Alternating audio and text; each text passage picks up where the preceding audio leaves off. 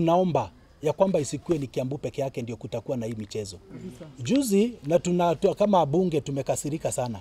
Tumeona wabunge wa sehemu zingine na nitawataja kwa majina kwa sababu waliongea kwa runinga zetu.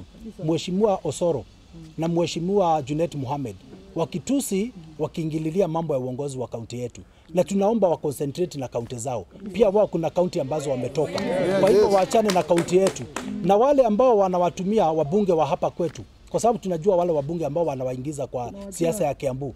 Tunaomba tafadhali kuweni tu na utu kwa hii miaka mitano. Tulipoteza miaka mitano ya ugatuzi between 2017 and 22. Tafadhali kuweni na utu na muweze kuheshimu wa Kiambu, wana Kiambu, ya kwamba tuwapee huduma ya miaka mitano bila kuleta mambo ya siasa. Sisi hatuko tayari kwa mambo ya vita ambazo zinaendelea kwa kaunti yetu.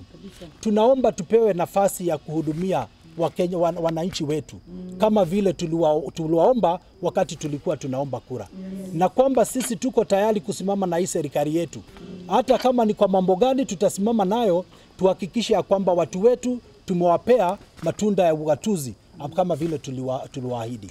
Sisi kama waheshimiwa tunasema ya kwamba hatuko hapa kuongea mambo ambayo yanaendelea kwa EACC, lakini tunaomba zile vitengo za serikali wasikubali kutumika kisiasa, wakubali kufanya kazi kwa uwazi as has been provided in the constitution.